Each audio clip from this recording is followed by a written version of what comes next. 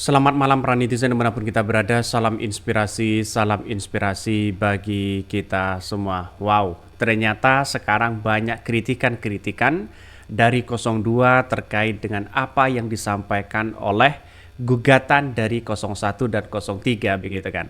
Salah satunya ada ada seorang lawyer begitu kan yang begitu kondang di situ begitu. Salah satunya adalah Oci Kaligas ya, atau disebut dengan Oci Kaligas ini sebut permohonan sengketa Pilpres Anies Mohaimin hanya narasi dan bukan bukti. Nah, oke, tidak menjadi masalah dengan asumsi-asumsi dari 02 seperti itu begitu kan. Dari kuasa hukum dari mereka begitu kan ya, mengatakan bahwa wah ini hanya narasi dan asumsi, tidak ada bukti sama sekali. Tapi yang sangat tragis sekali begitu kan, ketika mereka ya melihat rekam jejak mereka ya. Ternyata apa yang kemudian dilakukan oleh seorang Oci Kaligas ini pernah menjadi komplotan suap begitu kan. Dan bahkan mereka dihukum 5 tahun menjadi 7 tahun di situ dalam penjara. Nah, akibat suap hakim di situ begitu. Salah satunya mereka punya rekam jejak yang tidak baik. Nah, disinilah peran penting siapa sih yang menjadi pengacara di situ begitu ya, rekam jejaknya siapa sih sebenarnya. Nah, kalau kita melihat dengan sebuah realitas ini, maka orang-orang tidak begitu simpati ketika mereka mengkritik bahwa Anies Baswedan tanpa data, ya banyak asumsi dan sebagainya begitu kan. Tapi yang jelas adalah apakah hal-hal ini ya mendorong atau bisa dikatakan sebagai karir mereka sangat rendah? Bisa saja terjadi begitu kan. Ini kan yang nyuap hakim, habis gitu dibui apa dia akan melakukan lagi. Kan dananya tak terbatas katanya begitu kan. Ini pernah dibui mereka dari hukuman 5 tahun menjadi 7 tahun ya, dalam beberapa media yang mengatakan seperti itu begitu. Lantas seperti apa rekam jejaknya? Ya kita lihat saja di situ, begitu banyak rekam jejak mereka begitu kan ya. Bahkan usaha OC sekaligus ya serahkan duit suap ya. Bahkan suap hakim, hukuman sekaligus dari 5 tahun menjadi 7 tahun. Dan ini sudah mencoreng nama baik nama baik mereka begitu kan ya, para lawyer mereka begitu, mencoreng nama baik di situ begitu kan. Dan pada akhirnya apa yang terjadi? Lihat saja apakah sebuah realitas seperti ini suap menyuap menjadi budaya bagi kita begitu kan. Maka saya katakan sejak awal ya, menjadi pengacara itu tidak mudah begitu, banyak tantangan di situ begitu. Kalau seperti ini punya rekam jejak yang yang tragis seperti ini, apakah layak gabung ke 02 dan sebagainya begitu kan. Rupanya tidak hanya para politisi yang kemudian tersandra, yang kemudian ingin cari aman, para pengacara juga ya saya kira juga sama begitu kan. Lah dengan inilah dapat dibui mereka begitu, sehingga punya rekam jejak yang tidak baik. Maka ya saya katakan sejak awal, kalau seperti ini terus jadinya bagaimana begitu. Ini kita lihat saja di situ. Semua orang kan dilihat dari rekam jejak baik mereka begitu. Apakah mereka baik menangani perkara dan sebagainya? Hati-hati loh ya, hati-hati takut ada suap dan sebagainya begitu kan. Maka seiring dengan waktu mereka mengkritik Anies Baswedan, boleh-boleh aja silahkan begitu kan. Ya, mulai dari mengatakan bahwa Anies Mohaimin ya, apa yang disampaikan oleh Anies Mohaimin hanya bernarasi saja.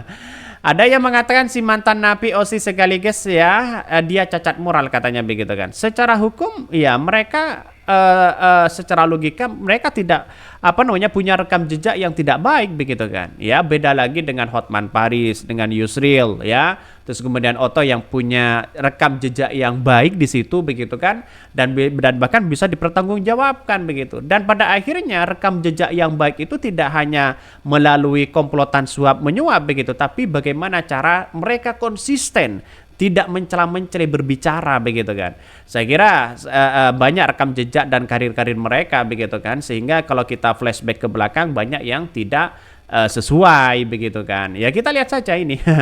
Ada yang berkomentar ya, tim hukum 2 rame-rame bikin opini di media seolah-olah lebih tahu dari majelis MK. Padahal mereka sedang membentuk opini publik yang tujuannya mendongkret ya permohonan 01 dan 03. Kalau memang yakin 58% itu tanpa kecurangan, nggak perlu sampai keluar-keluar gitulah ya. Ada saatnya majelis ya dengarkan 02. Hahaha. Jadi pengacara sekelas itu mewakili siapa? Mewakili paslon 2, KPU, Bawaslu atau pemerintah ya, dan gugat oleh tim 01 dan 03 itu penyelenggara bukan paslon lain. Benar ya di satu sisi begitu. Lihat saja ini ya, rekam jejaknya banyak di situ begitu. Artinya apa? Artinya selama ini ya kita lihat saja, apalagi rekam jejak si Yusril begitu kan, dulu mengatakan kritikan pedas kepada kepada cawapres Gibran di situ terkait dengan terkait dengan putusan MK ya, terkait dengan putusan MK yang Gibran tak maju sebagai sebagai cawapres di situ begitu. Ya, malah Yusril menyarankan ya Gibran tidak harus maju sebagai cawapres karena cacat moral, cacat hukum di situ begitu kan. Ya, kita lihat saja mereka punya rekam jejak ya itulah begitu kan. Maka saya katakan dalam dunia politik itu kan tidak ada nama rasa kawan, rasa apapun, yang ada atas nama rasa kepentingan. Nah, inilah yang menjadi cikal bakal orang itu terjerumus dalam suap menyuap. Siapapun orangnya yang punya rekam jejak tidak baik ya ngapain ikut-ikutan masalah itu, pasrahkan saja kepada Yusril, pasrahkan saja kepada Hotman ya, pasrahkan saja kepada Otto di situ begitu kan ya. Saya kira kenapa kok 02 mau begitu kan ya, orang-orang yang tidak punya rekam jejak seperti itu begitu. Mari kita baca ya. Tim hukum Prabowo ya Gibran ya OSI Kaligis menilai permohonan gugatan sengketa Pilpres yang disampaikan tim hukum ya Timnas Anies Mohaimin hanyalah narasi. Demikian OSI Kaligis merespon sidang perdana sengketa Pilpres yang disampaikan tim hukum Timnas Amin Mohaimin. Bahkan OSI Kaligis kemudian menambahkan jika dirinya sudah membuat penelitian soal putusan-putusan pemilu. Menurutnya putusan-putusan di Pilpres ataupun Pilkada buktinya selalu ya putusan ke pengadilan. Bahkan sebetulnya tim hukum paslon 1 dan 03 beberkan bagaimana usaha Presiden Joko Widodo mengintervensi pemilu di 2024. Saya kira delik hukum begitu kan ya, substansinya di situ yang harus kita pokok-pokoknya harus disampaikan begitu kan.